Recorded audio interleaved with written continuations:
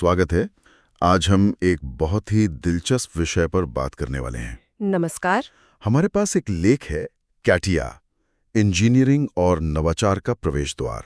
तो आज CATIA software की दुनिया में थोड़ी गहराई तक उतरते हैं। हाँ, कैटिया, जिसका पूरा नाम है computer aided three dimensional interactive application, काफी लंबा नाम है। सही कहा। और हमारा मकसद है ये समझना कि भाई ये सॉफ्टवेयर छात्रों के लिए या फिर जो पेशेवर इंजीनियर्स हैं और शोधकर्ताओं के लिए भी इतना जरूरी क्यों हो गया है।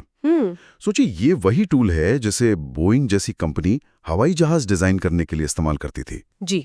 और आज BMW कार बना रही है, या समझिए नया स्मार्टफोन का 3D मॉडल तैयार हो रहा है। तो काफी फैला हुआ है ये। बिल्कुल।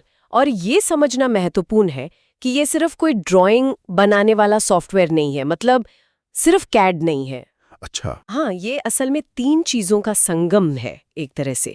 KID तो है ही, कंप्यूटर एडेड डिजाइन, जिससे आप बहुत डिटेल्ड मॉडल बनाते हैं। फिर है CAM, कंप्यूटर एडेड मैन्युफैक्चरिंग, मतलब उसे असल में बनाने की प्लानिंग के लिए। ओके। और तीसरा जो बहुत महत्वपूर्ण है वो है CAE। जी, जिससे आप वर्चुअल टेस्ट कर सकते हैं, मतलब असली दुनिया में वो चीज कैसा काम करेगी ये कंप्यूटर पर ही जांच लेना। अच्छा, तो इसका मतलब ये हुआ कि बिना कोई असली चीज बनाए कंप्यूटर पर ही ये देख लें कि कार का कोई पुर्जा दबाव कैसे झेलेगा या गर्मी। बिल्कुल बिल्कुल, आप सिमुलेशन चला सकते हैं। इससे समय और पैसा दोनों की भारी बचत होती है। जबरदस्त। और लेख में एक पैरामेट्रिक डिजाइन का जिक्र था, वो क्या चीज है? हाँ, वो कैटिया की एक और बहुत बड़ी खूबी है। पैरामेट्रिक डिजाइन का मतलब है कि डिजाइन के सारे हिस्से वो एक दूसरे से गणितीय रूप से जुड़े होते हैं। अच्छा, कैसे? जैसे अगर आप एक हिस्से की लंबाई बदलते हैं तो उससे जुड़े बाकी सभी हिस्से अपने आप उसी अनुपात में एडजस्ट हो जाते हैं, पूरा मॉडल अपडेट हो जाता है। वाह, तो मतलब बार बार पूरी ड्राइंग नहीं बनानी पड़ती अगर कुछ बदलना हो। एग्जैक्टली, बहुत तेजी से बदलाव कर सकते हैं। ये बहुत बड़ा फायदा है। कमाल है। और लेख ये भी कहता है कि छात्रों के लिए इसे सीखना बहुत फायदेमंद है, शुरू में ही। निश्चित रूप से।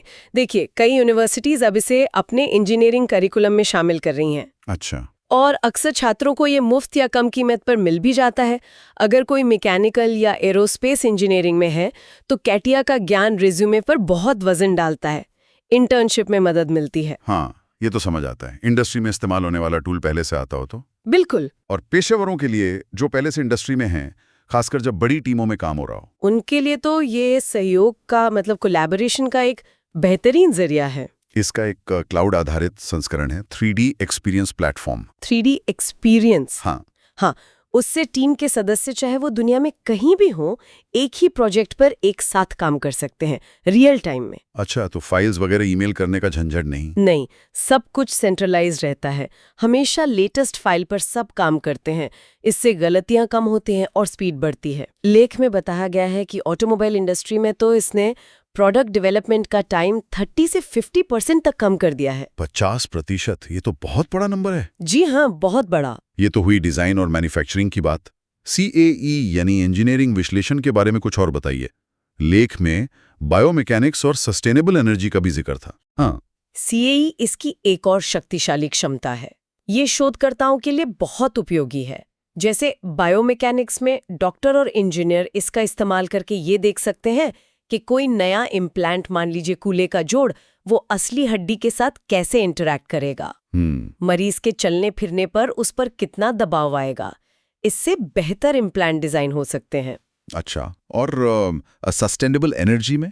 वैसे ही जैसे विंड टर्बाइन के ब्लेड डिजाइन करने हैं, तो इंजीनियर अलग अलग हवा की गति और दबाव में उसका परफॉर्मेंस कंप्यूटर पर ही जांच सकते हैं, ताकि ज्यादा से ज्यादा बिजली पैदा हो।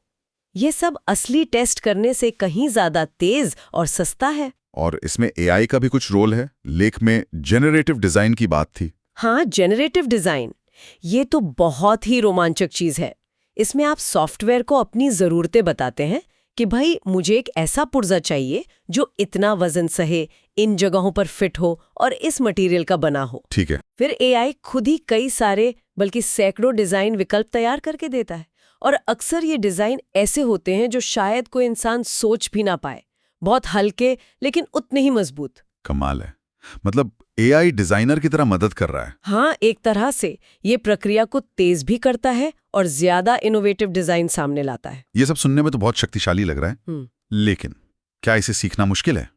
लेख में इशारा था कि ये जटिल है। देखिए, ईमानदारी से कहूँ तो हाँ, इसमें सीखने के लिए बहुत कुछ है। ये एक बहुत व्यापक सॉफ्टवेयर है।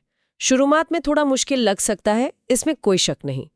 इसमें महारत हासिल करने के लिए समय और प्रैक्टिस तो लगती है, जैसे कोई भी एडवांस स्किल सीखने में लगती है। पर ऐसा नहीं है कि नामुमकिन है। ऑनलाइन बहुत सारे रिसोर्सेज हैं, ट्यूटोरियल्स हैं। और क्या इसका सर्टिफिकेशन भी कुछ मायने रखता है? बिल्कुल। डिसॉल्ट सिस्टम्स, जो कैटिया बढ़ाती है, वो सर्टिफिकेशन देती है। वो सर्टिफिकेशन आपकी विशेषज्ञता को साबित करता है।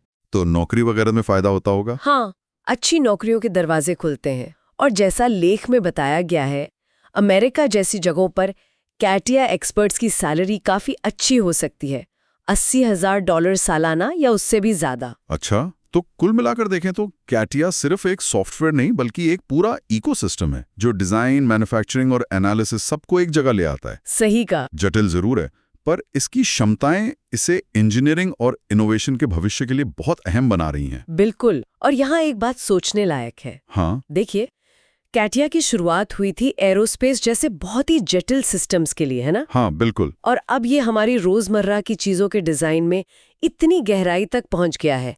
कार, फोन, घर के उपकरण। तो भविष्य में ऐसे और कौन से नवाचार हो सकते हैं जिनकी शायद हम आज कल्पना भी नहीं कर सकते, जो पूरी तरह से इसी तरह के इंटीग्रेटेड शक्तिशाली डिजाइन टूल्स पर निर्भर होंगे? ये सोचने वाली बात है। वाकई सोचने वाली बात है।